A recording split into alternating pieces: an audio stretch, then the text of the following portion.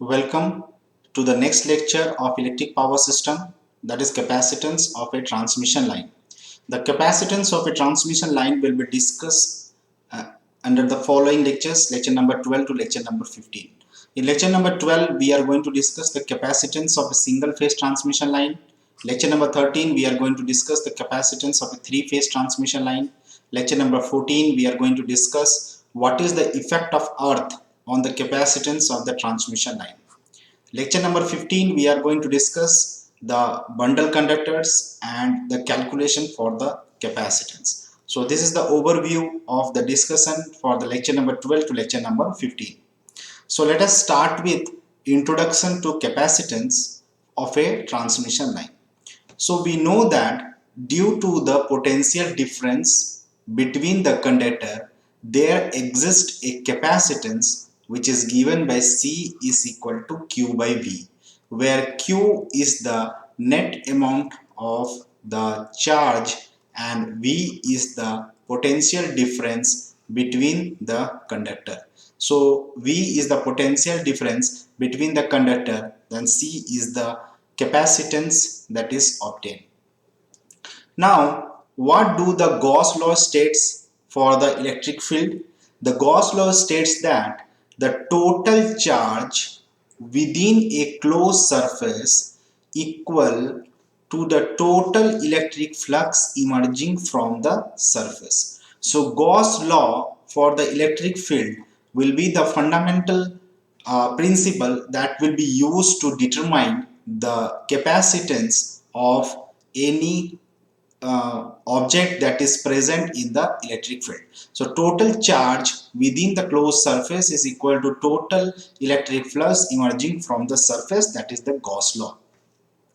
Now we know that over a transmission line running parallel, so parallel transmission line, when you have all the parallel conductors, then the capacitance will be practically constant.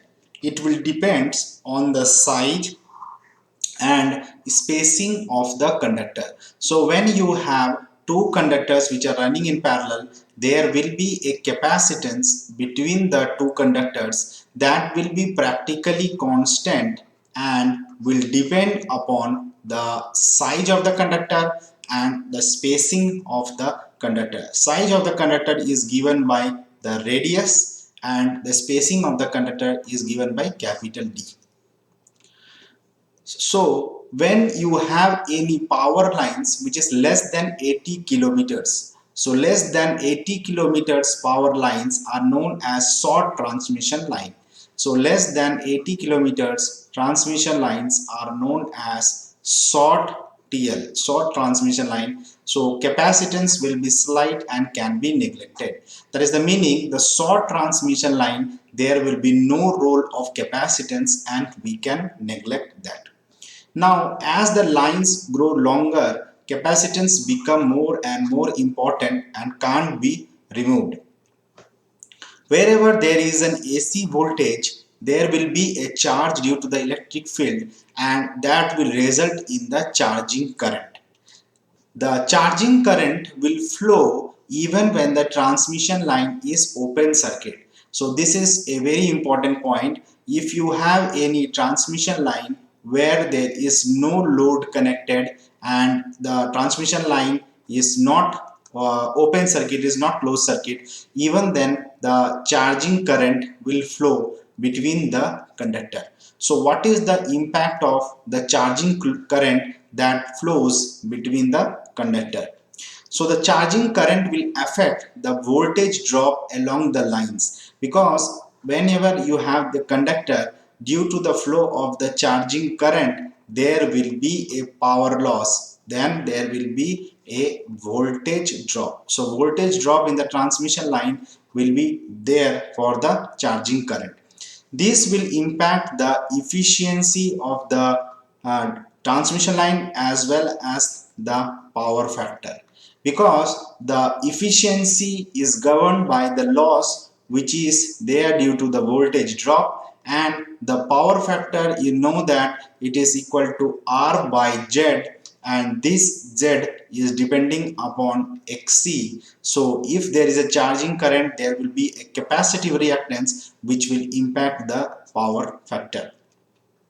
Next, you have the stability of the system will be impacted if there is a charging current. What is stability? Stability means that whenever you have any power flow in the transmission line, so if there is a power flow in the transmission line and this is equal to load angle delta, then power is maximum when the load angle delta is equal to 90 degree, and after that the power decreases. Now suddenly there is a loss of synchronism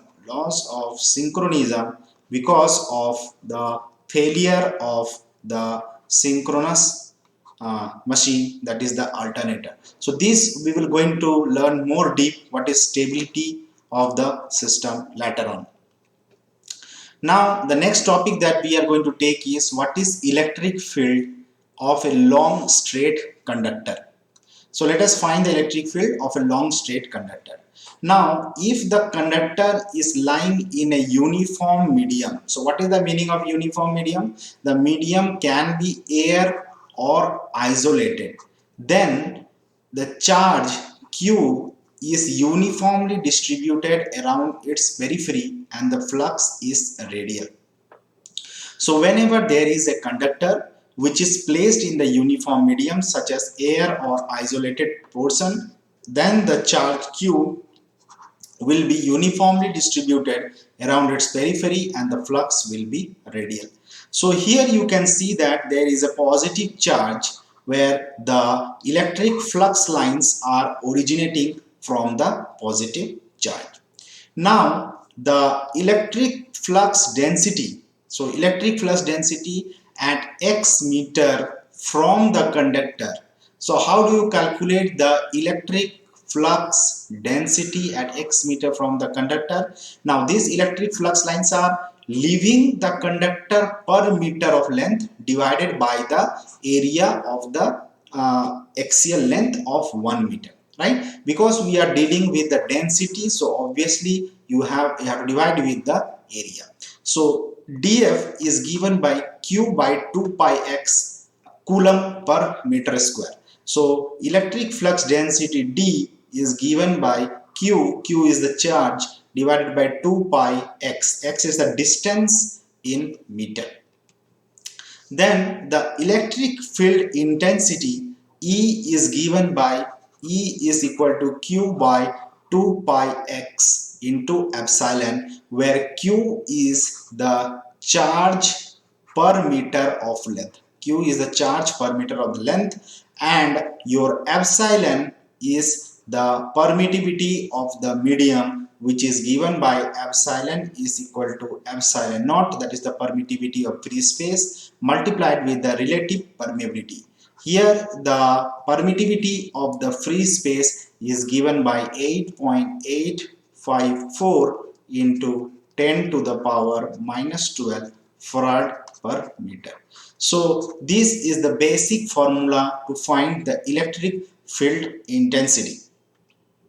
Now, what is the potential difference between 2 points due to a charge? So that we are going to see.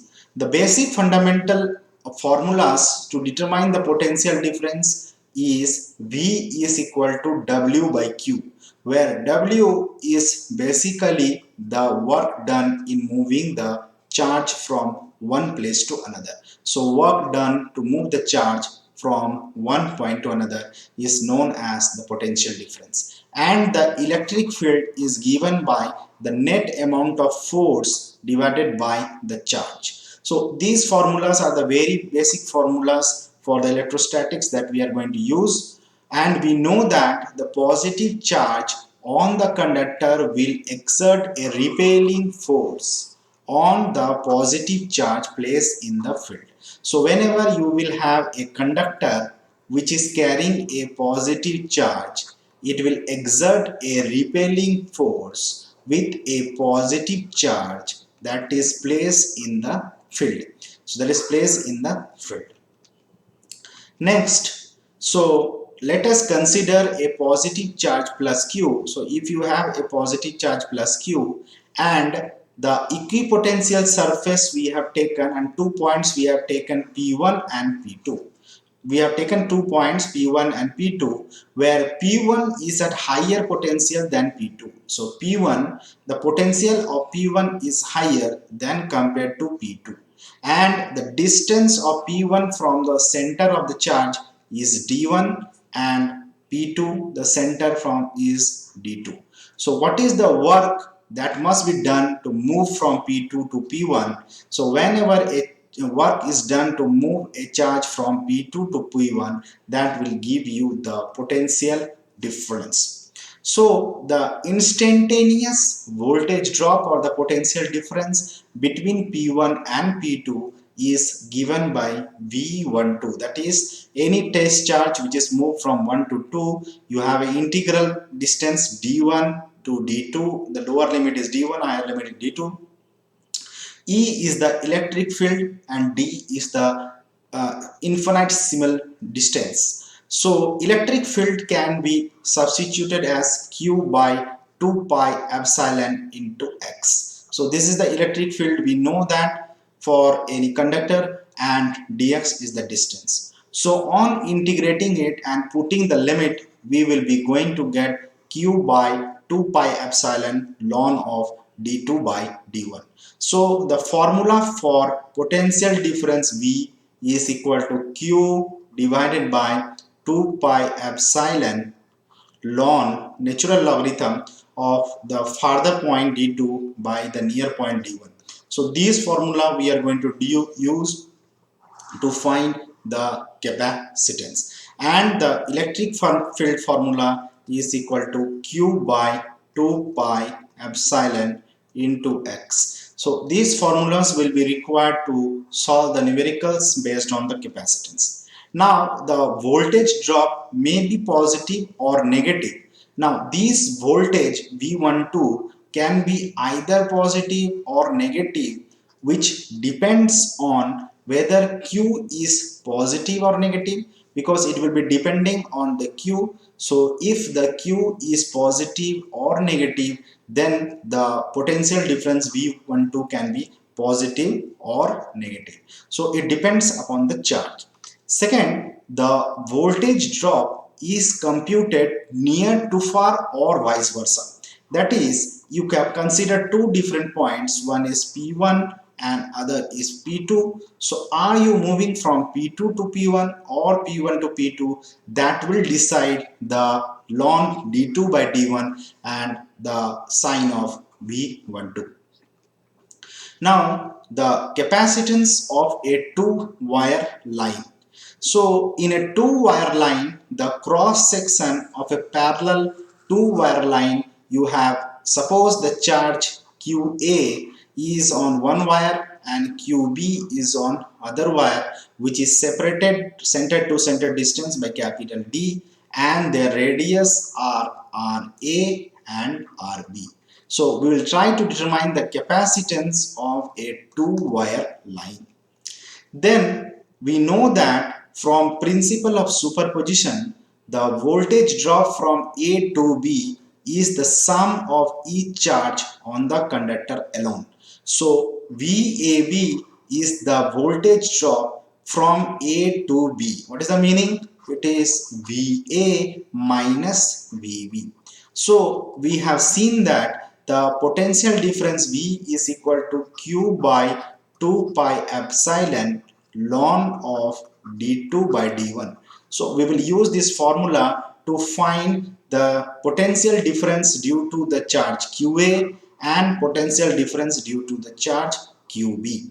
So when you have a charge QA on the potential difference, you have to find A. So QA by 2 pi epsilon. The farther point is D and the near point is DRA. Here you have QB 2 pi epsilon RB by D. So this is due to QA, this is due to QB. Now we know that for a two-wire line, your QA will be minus of QB, because when you have a two conductor, one is the going conductor, another is the return conductor, so it will be plus Q, it will be minus Q.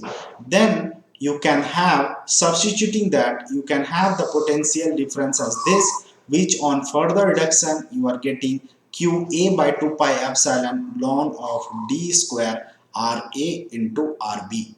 Now, if we have to find the capacitance between the conductors. Now, between the conductors can be a line conductor or a neutral capacitance. So, whenever you have a conductor A and conductor B, then between that the capacitance CAB is known as line to line capacitance. When you have conductor A and conductor B, and between that there is a neutral point, and between that there is a neutral point, then this capacitance is known as Cn, which is the neutral capacitance. So between conductor A and the neutral point you have a capacitance Cn, that is a neutral capacitance. Between N and B you have a capacitance Cn, that is the neutral capacitance. Okay, so the capacitance CAB, we know that capacitance is equal to charge divided by the potential difference.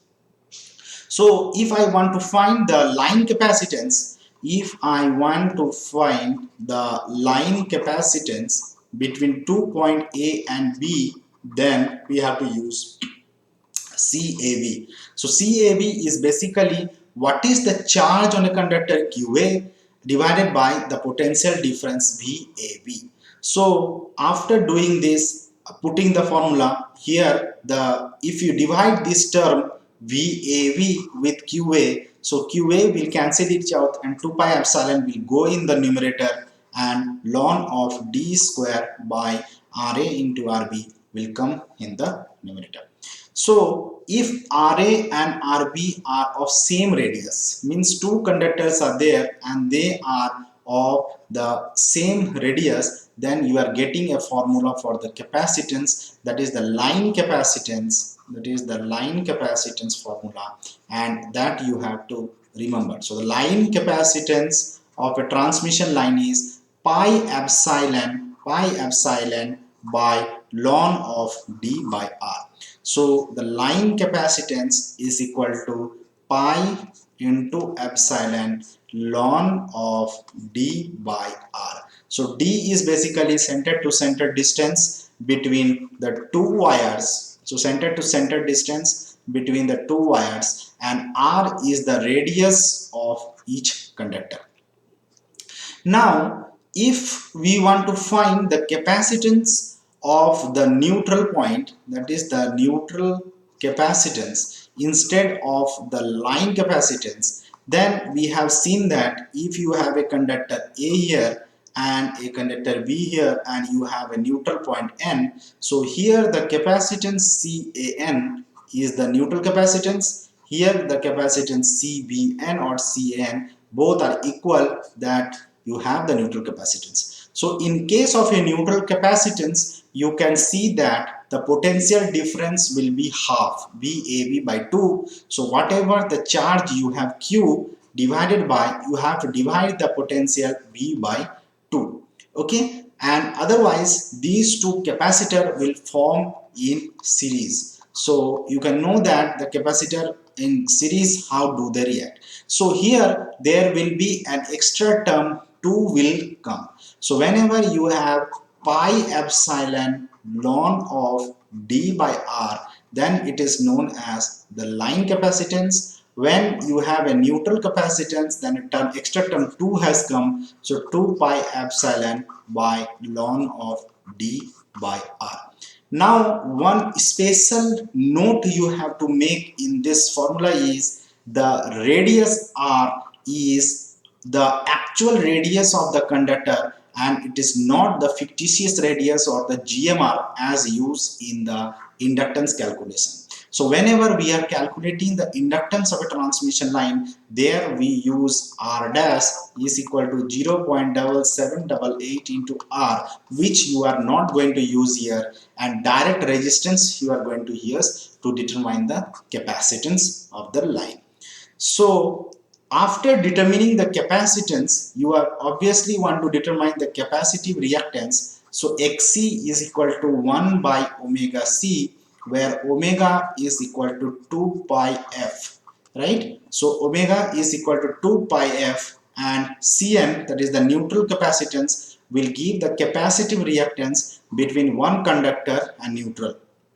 So when you have a line conductor and a neutral conductor, and you want to determine what is the capacitive reactance between the line and the neutral, so capacitive reactance Xc is equal to 1 by omega into Cn is equal to 1 by omega is equal to 2 pi f into Cn, right? Now after putting the value of Cn as 2 pi epsilon ln by d of R and substituting the values of the known parameters whatever you have, you will get 2.862 by f 10 to the power 9 ln of d by R, and the unit is ohm meter. So that will give you the capacitive reactance between one conductor and the neutral. So this completes the introduction and capacitance calculation for a single phase transmission line, that is the two-wire transmission line. In the next lecture, we are going to see the three-phase transmission lines capacitance. Thank you.